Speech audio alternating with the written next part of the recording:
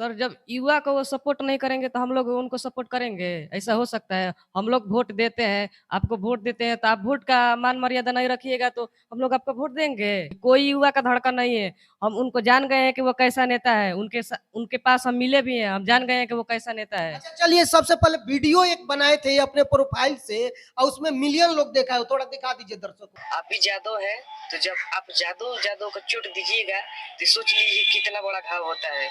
मेरा नाम अनिश कुमार यादव है, मैं बक्सर जिला से हूँ। उप मुख्यमंत्री जी जो मुख्यमंत्री का सपना देख रहे हैं बनने का, वो उनको सपना ख्वाब ही रह जाएगा। आप बिहारियों के साथ ऐसा बर्बरता पूर्वक व्यवहार कीजिएगा तो आपको कौन वोट देगा? आप एक युवा है, युवा होकर युवा का सपोर्ट नहीं कर रहे हैं तो आपको कौन वोट देगा?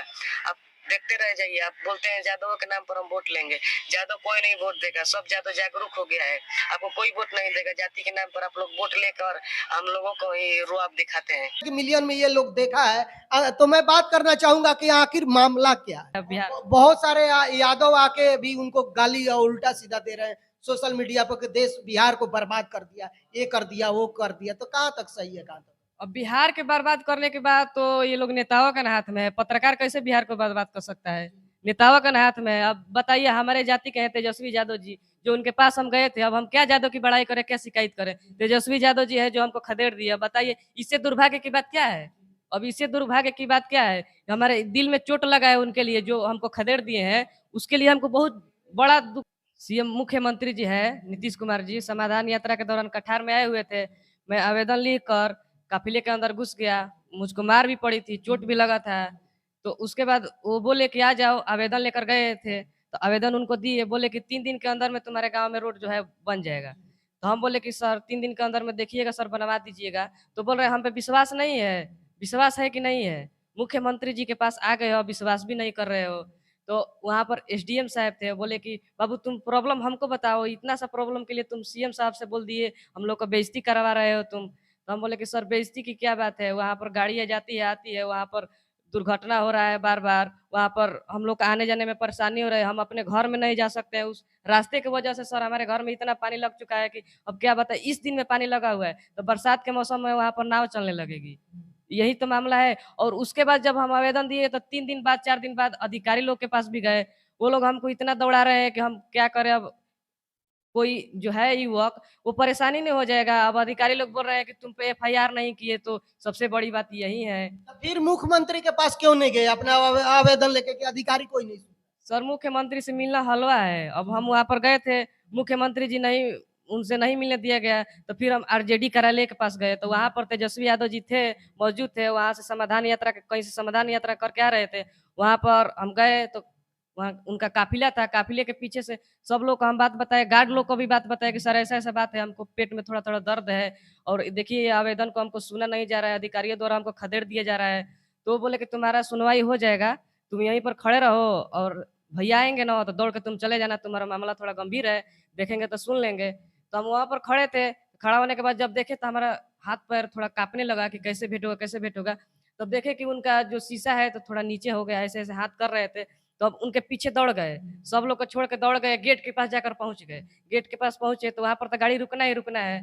तो गाड़ी रुका तो वहां से पीछे से गार्ड लोग हमको पकड़ लिए, बोले कि कहाँ जा रहे हो, कहाँ जा रहे हो। सब पॉकेट वॉकेट चेक किए तो कुछ नहीं था, बस आवेदन था। आवेदन मैंने दिया तो गार्ड वो बोले कि भैया देखिए ना सर, देखिए ये बच्चा बहुत परेशान है। तो वो आवेदन लिए, थोड़ा सा पढ़े, 2-3 सेकंड के लिए पढ़े। पढ़ने के बाद आवेदन ऐसे गिरा दिए पीछे से। अब आवेदन गिराने के बाद हम थोड़ा वहाँ पर उदास हो गए। उदास होने के बाद एक प्रखंड अध्यक्ष मीरा बोल रही थी, मीरा यादव मेरा नाम है। बाबू तुम क्यों परेशान हो रहे हो? तुम ये लोग जो तुम जादव हो, जादव के नाम पर तुम लोग वोट देते हो। वोट देने के बाद आते हो तो तुम लोगों को कुत्ते की तरह खदेड़ दिया जाता है। तो तुम्हारा ही नहीं प्रॉब्लम है, तुम अपने समाज में जाकर लोगों को जागरूक करो। तुम ये बात बताओ, तेजस्वी यादव ने हमको खदेड़ा है, ये बात बताओ। जो मुख्यमंत्री का सपना देख रहा हो, हम भी 5-6 दिन से दौड़ रहे हैं यहाँ पर, कोई सुनवाई नहीं हो रहा है। तो तुम यहाँ पर आकर करोगे क्या? अपने समाज को जागरूक करो। ऐसा नेता चुनो जो मतलब बिहार के युवा युवा लोगों की बात सुने, वृद्ध लोगों की बात सुने, महिलाएं की बात सुने। ऐसा ही मतलब नेता को मत चुनिए कि जो इतना गुरूर के साथ आवेदन को फेंक दे, बिहारियों को खदेड़ दे, कहीं पर भी कार्यालय के पास जाने न दे। तो ऐसे नेता को चुनकर हम क्या करेंगे? ऐसा घमंडी नेता को चुनकर हम लोग क्या करेंगे? तो क्या कहेंगे उनके लिए, मनीष कश्यप के लिए, कि अच्छा हुआ कि गलत? एक ये बिहार के आईना थे, आईना के रूप में प्रदर्शित हुए। तो आईना को जब आप तोड़ दीजिएगा, तो फिर आप मतलब अपना चेहरा कहाँ देखिएगा? वो आईना के रूप में प्रदर्शित हुए थे, मीडिया कंपनी थी उनकी, जो चैनल पे चला रहे थे, वीडियो वायरल उनका हो रहा था, मुद्दा को लेकर उठा रहे थे। तो वैसे मुद्दा को आप लोग बंद कीजिएगा, तो बिहार के युवा लोगों का मुद्दा को बंद कर रहे हैं, रोजगार को बंद कर रहे हैं। जहाँ तक की बात है कि उनके बातों से जहाँ सड़कें टूटी हुई थी, वहाँ बन जाती थी। जहाँ सेशन लेट चल रहा था, वहाँ पर सेशन के सुधार हो रहा था। जहाँ पर स्कूल टाइम से नहीं खुल रहा था, वहाँ पर स्कूल टाइम से खुल रही थी। तो जहाँ तक बात है तो सच ही बात है। अब उनके गिरफ्तारी में तो हम क्या बता सकते हैं। जहाँ तक बात है कि हमको गलत ही लग रहा है। कैसे कि युवाओं के साथ खिलवाड़ किया जा रहा है। आप हमको टारगेट बनाइएगा, आप नेता के ऊपर टारगेट बन जाइएगा। मान लीजिए हम ये मुद्दा लेकर उठ रहे हैं, मान लीजिए आपके कुछ घर में होगा, आपके साथ कोई प्रॉब्लम होगा, आप भी जाइएगा, वैसा ही बर्बरतापूर्वक आपको खदेड़ दिया जाएगा, तो अब तो प्रॉब्लम आप ही का ना है। अब आप यादव है, राजपूत है, भूमिहार है, कुछ भी जाति के हैं, तो आपको तो प्रॉब्लम आप ही को ना होगा। हम मान लीजिए कि यादव समाज के थे, यादव समाज के पास गए थे और वहाँ पर मेरा सुनवाई नहीं हुआ, तो अब हम कहाँ जाएँगे, क्या करेंगे बताइए? अधिकारी लोग सुन ही नहीं रहे, अधिकारी लोग बोल रहे हैं कि एफआईआर कर देंगे, तो ये कर देंगे, वो कर देंगे। अब हम परेशान हैं कीजिए। मान लीजिए हम क्या प्रॉब्लम में कहलाए, तो कम से कम आपको सुनना चाहिए ना। जब आपसे मान लीजिए कि हमको भेंट नहीं हुआ होता, तो बात की बात है। लेकिन आपसे तो हमको भेंट हुआ, आपके पास गए थे, गिर गए थे, कुत्ते की तरह गिर गए थे। आप हमको कुत्ते ना समझते हैं, जो गिर गए थे, गिरने के बाद उठे, उठने के बाद आवेदन दिया, आवेदन देने के बाद आप फेंक दिए। तो उससे बड़ा दुर्भाग्य की बात क्या है? मेरा गाँव अझवलिया टोला है, जोगिया पंचायत है, बरहमपुर प्रखंड से हूँ मैं। तो बक्सर जिला पड़ता है, तो वहाँ का रास्ता इतना खराब है कि अब कहिए मत। वहाँ के विधायक जी हैं, स्थानीय विधायक माननीय शंभू यादव जी हैं, जो बोलते हैं कि यहाँ का रास्ता को हम एकदम चक-चक कर दिए हैं। तो चक-चक कहाँ किए हैं? बलुआ का रास्ता को जाकर देखिए, गराथा वाला रास्ता को जाकर देखिए, ये वाला रास्ता कहाँ ठीक है? नीतीश जी को हम यही मतलब बोलेंगे कि वो जो हम पीट रहे थे, तो वो हमको बचा लिए। बचाने के बाद आवेदन लिए। ये तो मतलब अच्छा काम है कि आवेदन लिए, लेकिन सुनवाई उनके अधिकारी लोग नहीं कर रहे हैं, तो उनका ही ना गलती है।